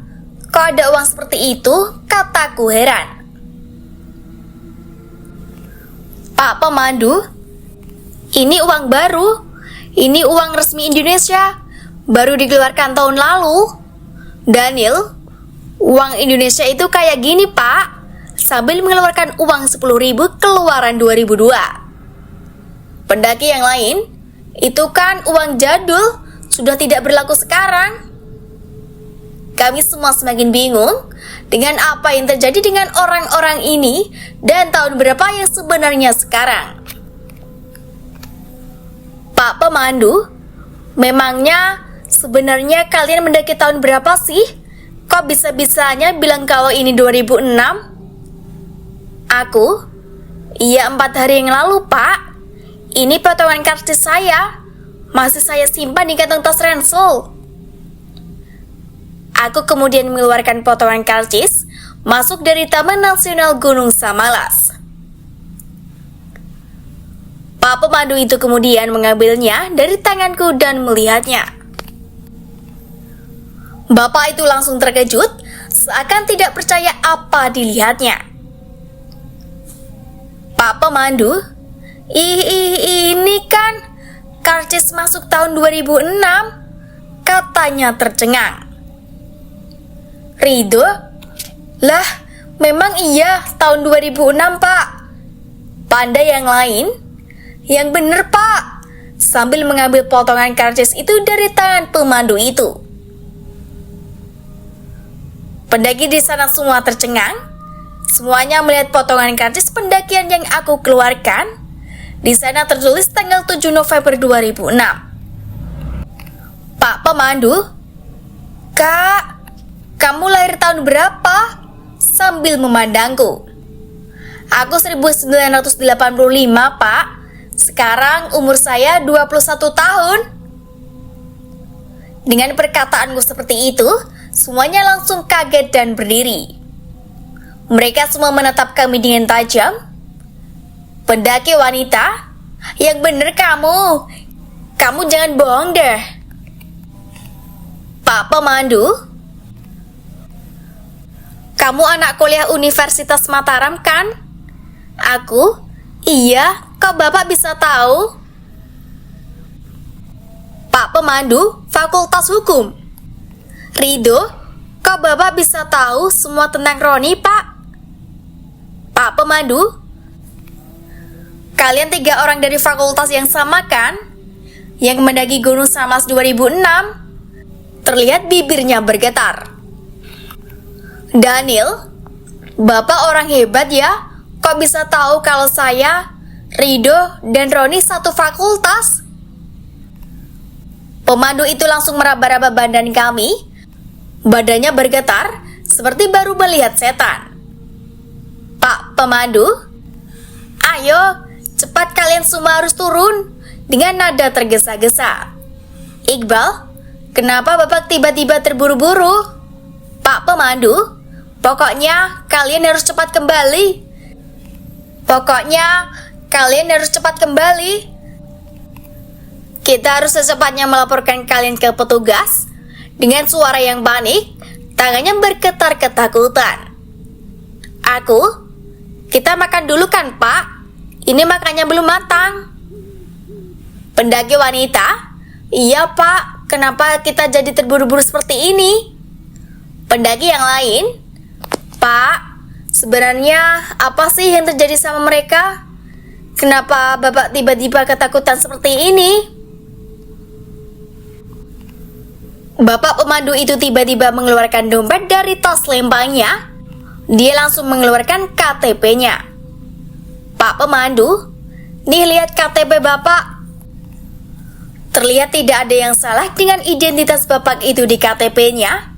Tetapi setelah dilihat-lihat, ternyata tanggal lahirnya 17 September 1983. Ternyata Bapak itu seumuran sama aku, usianya 2 tahun lebih tua dari aku. Kami semua langsung terkejut hebat. Ridho, lah, kok bisa? Kok kita seumuran, Pak? Bahkan saya lebih tua 4 bulan dari Bapak. Saya juga lahir tahun 83. Aku, ini kok bisa, Pak? Ini KTP palsu ya? Daniel, mana mungkin bisa? Ini kan tahun 2006. Kok bisa Bapak kelihatan tua, tapi kita enggak? Pak pemandu, aku kakak tingkat kalian dulu di Universitas Mataram. Semua orang langsung kaget mendengarnya. Pak pemandu, sudah. Intinya sekarang kita cepat makan dan langsung segera turun sebelum malam tiba. Kami kemudian makan makanan yang kami masak agar cepat-cepat melanjutkan kembali. Kami semua penasaran dengan maksud dari bapak pemandu itu. Setelah selesai makan, kami berdiri dan siap melanjutkan perjalanan. Pak pemandu, sebelum kita berangkat, ada baiknya kita berdoa dulu supaya perjalanan kita lancar. Kami semua berdoa dengan khusyuk dan dipimpin sama Pak pemandu itu berjalan menuruni hutan itu. Perjalanan kami menuruni gunung itu sangat cepat. Sampai-sampai pendaki wanita yang kelelahan dengan langkah kaki Pak pemandu yang cepat. Aku, Pak, bisa pelan-pelan gak? Kasihan orang yang di belakang kecapean. Pak pemandu, ya sudah. Kita istirahat 5 menit di sini. Panji, kenapa sih Bapak kok jalannya cepet banget? Kita kan juga capek, Pak. Pak pemandu, kita harus cepat-cepat kembali. Kita harus membawa kalian berlima ke petugas jaga. Ridho, salah kami apa? Kami kan tidak pernah merusak alam atau menangkap hewan di sini. Pak pemandu, kalian tidak salah apa-apa. Intinya, kita harus cepat kembali. Dan jangan panggil saya Bapak lagi ya. Aku? Kok gitu, Pak? Bapak kan lebih tua dari kita. Pak pemandu, kalian kan sudah lihat KTP saya tadi. Saya seusia kalian. Jadi, jangan panggil Bapak lagi. Panji, masa bisa kayak gitu, Pak? Bapak itu sudah tua. Kami masih muda. Lagian kan KTP Bapak itu palsu. Pak pemandu, ya udah, terserah kalian aja. Semenit lagi kita jalan lagi ya. Setelah 5 menit kami istirahat, kami kemudian melanjutkan perjalanan dan tiba di pos 2 pada pukul 13.51 waktu Indonesia Barat. Kami kembali istirahat di sana dengan meminum air dan makan roti yang diberikan sama rombongan pendaki itu. Pak pemandu, jam 14.00 kita jalan lagi ya, katanya berteriak. Panji, Bapak gak ngerasain namanya capek ya? Pak pemandu, kita harus sampai di gerbang pendakian sebelum petang intinya. Setelah istirahat, kami kembali melanjutkan perjalanan turun dari Gunung Samalas. Aku sudah memasuki kawasan savana. Aku melihat rumput yang 3 hari lalu hijau basah sekarang sudah menjadi coklat kering, yang berarti ini memang musim kemarau. Panas terik di siang hari menusuk kulit kepala kami karena tidak ada pohon tempat berteduh. Kami semua tetap berjalan, tetapi pendaki wanita rombongan Pak pemandu itu pusing, mungkin karena terlalu panas. Wanita yang pusing tadi kemudian digendong pacarnya turun. Setelah beberapa menit perjalanan, kami akhirnya tiba di pos 1. Segera kami berteduh di pondok yang ada di sana. Aku heran melihat pondok yang ada di pos 1 itu, padahal pas kita mendaki kemarin, pondok itu terbuat dari kayu yang depan atap terumput ilalang. Sekarang sudah menjadi pondok beton permanen. Aku hiraukan saja hal itu. Mungkin memang kemarin pengerjaannya cuma 1 hari.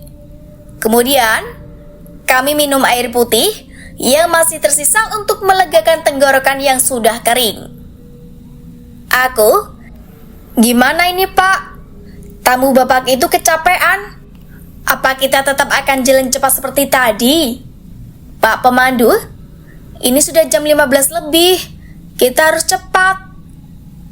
Ridho, kita akan sampai di gerbang pendakian sebelum maghrib. Walaupun kita jalan pelan kok Pak. Jadi kita bisa jalan lebih pelan nanti Pak. Pak pemandu, iya, tapi jangan terlalu pelan juga ya. Pak pemandu itu kemudian mengeluarkan HP-nya dari sakunya dan mencoba untuk menelpon seseorang. Aku, memangnya sinyal HP bisa dijangkau di pos 1 ini, Pak, kataku. Pendaki yang lain, bisa dong, sekarang kan udah ada sinyal 4G. Iqbal, sinyal 4G itu apaan? HP saya juga bisa kan, Mas? Katanya sambil mengeluarkan HP-nya. Pendaki, mana bisa? Itu kan HP jadul, nggak ada sinyal 4G-nya. HP yang kayak begitu, paling sinyalnya cuma EC, katanya. Iqbal, waduh, kata Iqbal sambil melihat layar HP-nya yang kecil. Padahal HP Iqbal juga masuk itu merupakan merek terkenal juga karena mempunyai aplikasi BBM. Tutut. Suara HP bapak itu terdengar sedang mencoba memanggil seseorang. Pak pemandu, halo? Segera panggil Polhut dan Dinas Sosial. Iya, ada korban pendaki. Hubungi puskesmas terdekat juga. Cepat. Kami ada di pos 1. Pokoknya harus. Baik. Assalamualaikum. Begitulah yang kami dengar dari percakapan Bapak Pemandu itu di dalam HP. Aku, Bapak telepon siapa? Sepertinya serius sekali. Polisi hutan, buat apa, Pak? Pak pemandu, gak ada apa-apa kok. Kalian tenang saja. Intinya, kalian sudah kembali dengan sehat dan selamat. Daniel, iya kan, kamu cuma tersesat 3 hari di hutan, Pak. Kami baik-baik saja kok. Walaupun kami hampir mati di kehabisan bekal di kampung itu. Pak pemandu, kampung Anjani ya? Daniel, iya, kok Bapak tahu? Pak pemandu, sudah, jangan dibahas sekarang. Nanti saya cerita kalau sudah sampai rumah ya. Setelah beberapa menit istirahat, kami kemudian melanjutkan perjalanan menuruni gunung itu menuju gerbang Taman Nasional Gunung Samalas. Setelah berjalan beberapa menit, dari pos 1, aku kembali menanyakan apa yang sebenarnya terjadi kepada Pak pemandu itu. Aku, Pak, tolong jawab jujur. Apa yang sebenarnya terjadi? Kataku sambil berjalan. Pak pemandu, saya nggak bisa menjelaskan sekarang.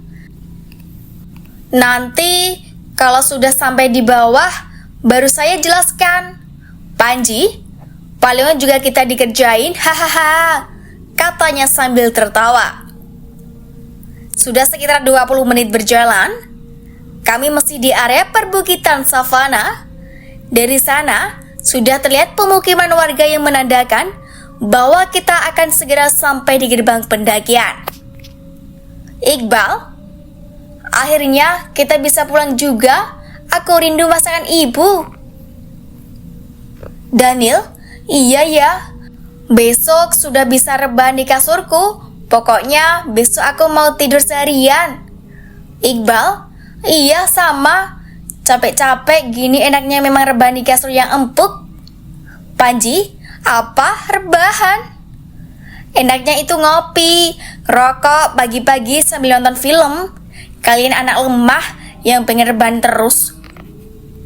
Ridho, aku emang gak sadar kalau udah hampir pingsan kemarin.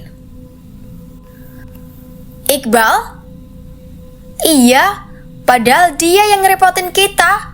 Gak tahu diri nih orang. Panji, aku gak butuh kalian.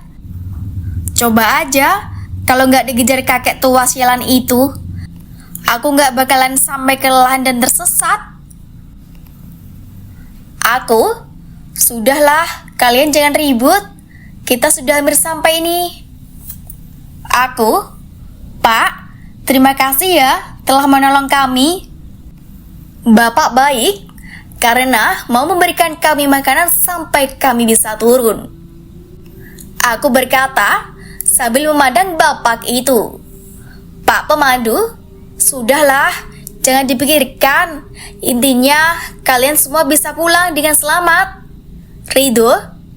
Iya pak, kami sangat berterima kasih. Tanpa bantuan bapak, kami mungkin masih akan tersesat di hutan itu. Pak pemandu? Iya, sama-sama. Tapi nanti kalau kita sudah sampai, kalian semua jangan kaget ya. Kalian kuatkan mental dan ikhlasan semua sama yang kuasa. Aku? Maksudnya apa, Dek? Pak pemandu, nanti juga kalian akan tahu kok. Kami kemudian terdiam dan terus berjalan menurun perbukitan itu. Tiba-tiba dari kejauhan, di parkiran pendakian itu sudah terlibat ramai orang. Mobil ambulans terlihat parkir di sana seperti ada korban kecelakaan. Orang-orang ramai seperti sedang menunggu seseorang. Terlihat juga polisi dan tentara yang berjaga di sana. Aku melihat gerbang pendakian itu sudah berubah. Area parkirnya lebih luas, tidak seperti pada saat kami datang mendaki kemarin. Ridho, lah kok rame ya? Daniel, iya kok rame? Apa ada orang kecelakaan? Pendaki yang lain, ini kenapa pak? Kok rame? Siapa yang mereka tunggu? Katanya kepada Pak Pemandu. Aku, iya pak. Apa ini karena bapak yang menelpon tadi? Pak Pemandu, sudah. Kalian semua tenang aja. Aku melihat jam tanganku. Sudah pukul 17.06 waktu Indonesia Tengah. Kami akhirnya sampai di parkiran dengan selamat. Sekitar jarak 50 meter. Sekitar jarak 50 meter dari perkiraan itu, tiba-tiba semua orang yang ramai itu langsung menghampiri kami menyambut kami. Polisi yang berjaga di sana langsung menghampiri kami semua dan menyuruh kami masuk ke kantor Taman Nasional Gunung Samalas atau TNGS. Kami semua menjadi tontonan. Warga sekitar juga ramai melihat kami seperti melihat artis. Apa yang sebenarnya terjadi kepada kami semua? Kemudian kami masuk ke dalam kantor itu, kecuali bapak pemandu itu yang terlihat berbicara kepada petugas TNGS. Setelah kami semua masuk, kami semua beserta rombongan tamu, Pak Pemandu itu langsung ditanya sama petugas yang ada di sana. Yang berangkat mendaki tahun 2006, coba angkat tangan. Kata petugas berbaju coklat dan mengalungkan papan nama. Ternyata dia adalah kepala petugas Taman Nasional Gunung Samalas. Kami berlima kemudian langsung mengangkat tangan, sedangkan rombongan Pak Pemandu itu tidak ada yang mengangkat tangannya. Aku? Apa yang terjadi, Pak? Kami salah apa? Polisi? Sudah tenang ya. Kalian gak salah apa-apa. Ini cuma pemeriksaan saja kok. Kemudian, para pendaki rombongan Pak Pemandu itu diarahkan untuk menunggu di luar. Kemudian, Bapak Pemandu itu akan masuk ke dalam bersama petugas yang lain. Setelah itu, kami berlima langsung diminta untuk melepaskan ransel kami dan barang-barang kami semua akan diletakkan di meja petugas. Aku sempat kaget, kenapa kami seperti pelaku kejahatan yang menyerahkan barang bukti. Panji, apa-apaan ini pak? Kami salah apa? Mau nyari narkoba? Kami semua tak ada yang merek ituan. Polisi, masnya tenang ya. Kami semua tidak bermaksud begitu kok. Ikuti saja ya, katanya sambil tersenyum kepada kami. Ridho, Baiklah Pak, kata Ridho. Kami semua kemudian menaruh barang-barang kami di atas meja. Ransel kami langsung diambil petugas dan dibawa ke tempat lain. Panji, ransel kita mau dibawa kemana itu Pak? Polisi, tenang saja. Gak akan ada barang yang hilang, saya jamin kok. Kepala TNGS, dompet juga kalian serahkan ya, tenang saja. Uang kalian gak akan hilang kok, cuma diperiksa sebentar saja. Kami kemudian menyerahkan dompet masing-masing. Kemudian, petugas yang lain meraba-raba kantong saku pakaian yang kami pakai. Setelah merasa tidak ada barang yang tertinggal, kami semua langsung diarahkan masuk ke ruangan seperti ruang UKS. Mungkin itu ruangan untuk korban pendaki. Kemudian, orang-orang berbaju putih masuk, itu seperti perawat dan dokter. Kepala TNGS, kalian diperiksa kesehatan dulu ya. Kami semua sehat Pak. Gak ada yang sakit di sini. Dokter, iya. Tapi baiknya juga diperiksakan. Lagian, ini juga gratis. Gak bayar kok. Panji, tapi cepat ya. Kami semua mau pulang nih. Dokter, iya, sebentar kok. Kami semua diperiksa kesehatannya, mulai dari ujung kepala sampai ujung kaki. Area kemaluan juga tak luput dari pemeriksaan dokter. Setelah selesai, kami kemudian diarahkan kembali ke ruangan yang sudah ada kursi dan makanan di atas meja. Di sana sudah ada Pak Pemandu yang sedang duduk menunggu kami. Kepala TNGS, kalian di sini dulu ya. Makan dulu, pasti kalian lapar kan? Ucap kepala petugas itu. Panji, tahu aja Pak kalau kita lapar. Makasih ya Pak.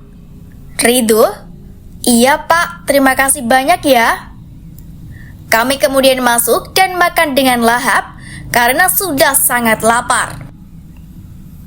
Aku melihat kalender yang digantung di dinding ruangan itu dengan tahun 2018. Apa memang benar sekarang ini tahun 2018? Kataku dalam hati. Setelah selesai makan, sisa-sisa makanan langsung dibereskan petugas. Dari arah pintu terlihat beberapa petugas masuk dan duduk bersama kami di kursi itu. Mereka semua duduk di depan kami. Di antara orang-orang itu ada kepala TNGS, polisi, dokter, tentara, ada Mbak tua yang memakai kemeja serta peci hitam, bapak yang berpakaian rapi, serta memakai kacamata, dan kakek tua yang berpakaian lusuh serta memakai udeng di kepalanya. Ini ada apa ya Pak? Kataku. Polisi, kami akan mewawancarai kalian ya, tapi kali ini jangan tegang. Kalian rileks biasa aja ya. Kami cuma mau bertanya saja. Ridho, tanya masalah apa ya Pak? Ini kan sudah malam. Panji, iya Pak, kami semua harus pulang. Bapak berkacamata, kami mau tanya seputaran tentang kalian mendaki ini. Jadi tenang aja ya Mas. Tentara, kalau masalah pulang, nanti kami antar kalau memang ingin pulang malam ini. Daniel, kami boleh menelpon keluarga dulu nggak Pak? Polisi, iya nanti. Tapi kalian jawab semua pertanyaan kami dulu ya. Jangan ada yang ditutupi ya. Baiklah Pak. Bapak berkacamata. Oh iya, perkenalkan, nama saya Dr. Hadi. Saya di sini untuk bertanya mengenai pendakian kalian. Ridho, iya Pak. Polisi, saya Ibtu Hendra dari Polres setempat. Dokter, saya Dr. Tommy dari Rumah Sakit Provinsi NTB. Kepala TNGS, nama saya Abdul Ghani. Kepala Taman Nasional Gunung Samalas ini. Tentara, saya Leda Infanteri Agus dari Korem NTB. Kakak tua, saya kakek Kamaludin, ketua adat di sini. Bapak berpeci hitam, saya Rahman, penjaga loket tiket pendakian tahun 2006. Oh, yang menjaga loket tiket kami kemarin itu anak bapak ya? Pantesan saja mirip sama bapak, kataku. Pak Rahman, bukan dek, tapi itu saya sendiri.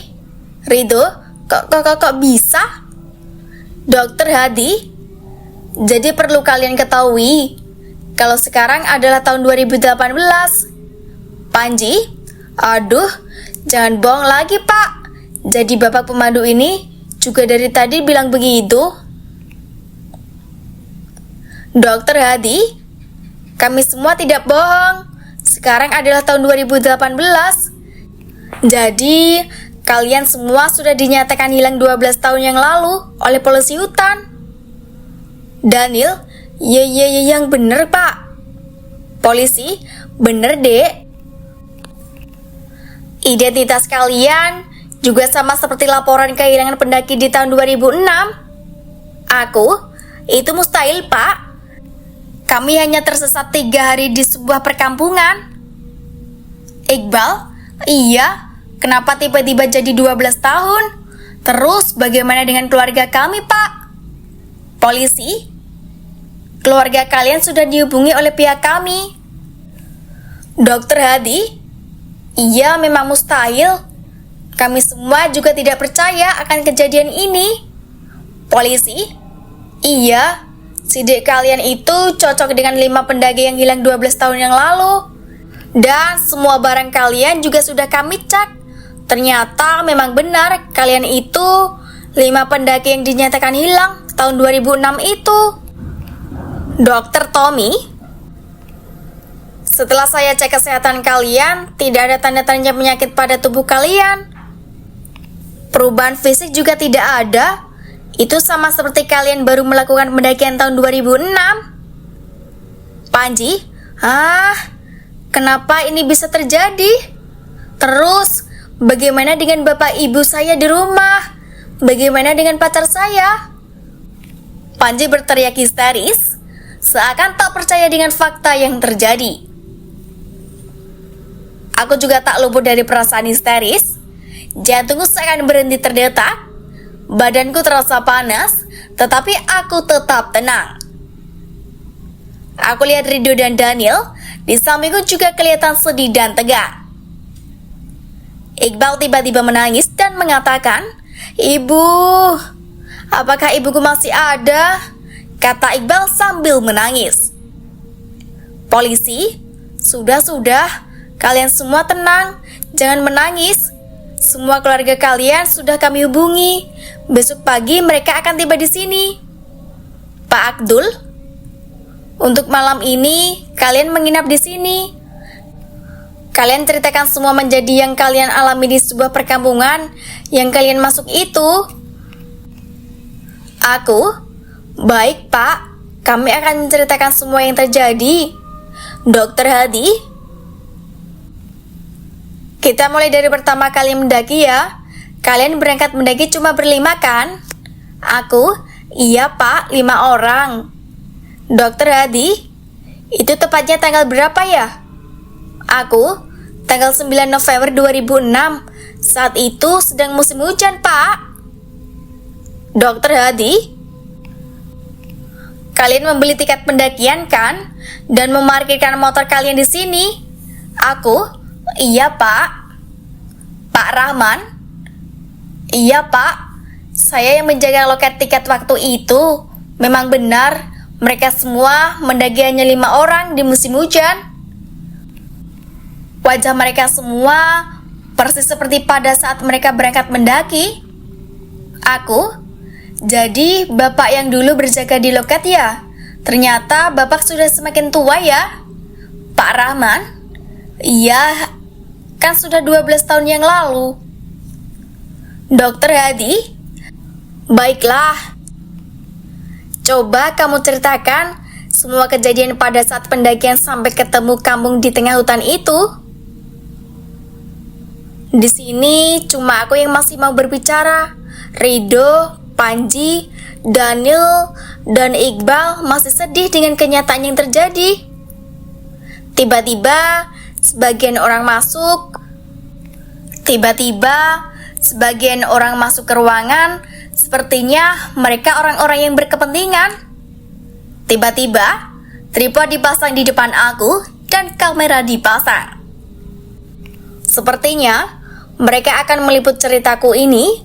Dokter Hati mengeluarkan buku dan bersiap untuk mencatat. Kemudian aku mulai menceritakan semuanya kepada mereka sampai pada saat kami menemukan kampung itu. Kakek Kamaludin, nama kampung itu apa, Nak? Aku, Kampung Anjani, Kek. Kakek Kamaludin, oh jadi begitu. Dokter Hadi, jadi kakek tahu Kampung Anjani itu? Katanya bertanya kepada kakek. Kakek Kamaludin, kampung itu merupakan kampung mitos yang sering diceritakan oleh orang-orang tua terdahulu di kampung ini.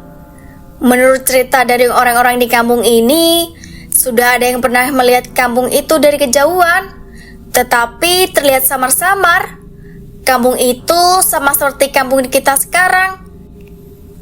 Mereka yang ada di sana beraktivitas seperti biasa. Bener kan, Nak? Katanya sambil melihat ke arahku.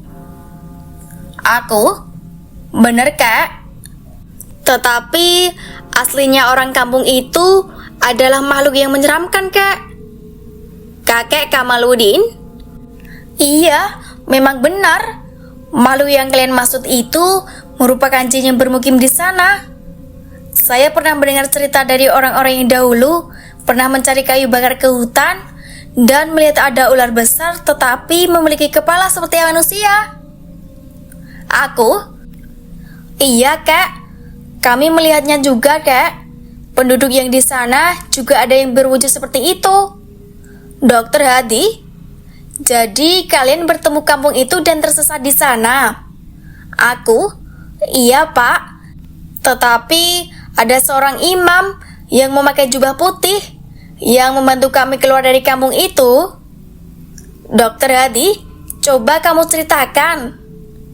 Aku langsung menceritakannya semua yang terjadi di kampung itu sampai kami bisa keluar dari kampung itu. Kamera masih terus merekam ceritaku itu dan sesekali difoto oleh orang-orang. Kakek Kamaludin, jadi kalian memakan 3 bawang putih sehingga kalian bisa keluar dari kampung itu. Aku, iya, Kak. Tanpa bawang putih yang kami simpan di saku celana, mungkin kami akan terjebak di sana selamanya. Dokter Hadi, oh jadi begitu ya? Aku, iya, Pak. Itu juga kami disuruh membawanya sama kakeknya Rido. Kakek Kamaludin, kakek kamu namanya siapa? Aku, Do. Nama kakek kamu siapa?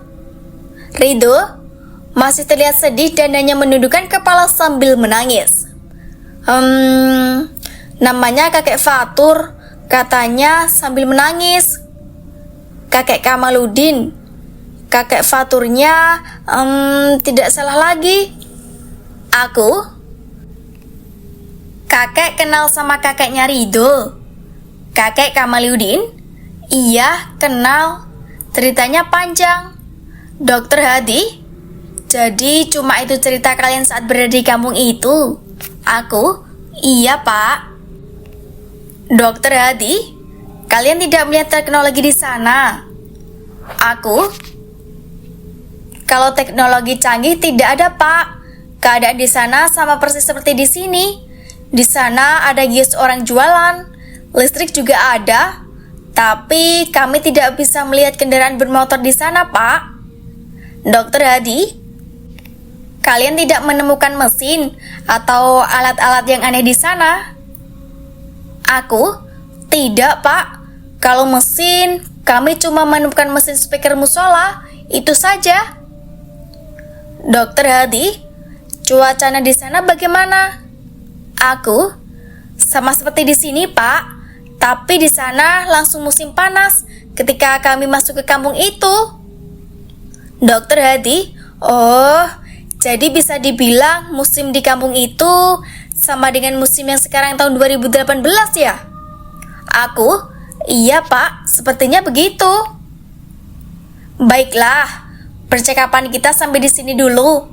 Besok pagi kita lanjutkan. Kalian bisa istirahat di sini. Kalian tidak boleh kemana-kemana ya. Bila kalian ada keperluan, beritahu kami ya, kata Dokter Hadi.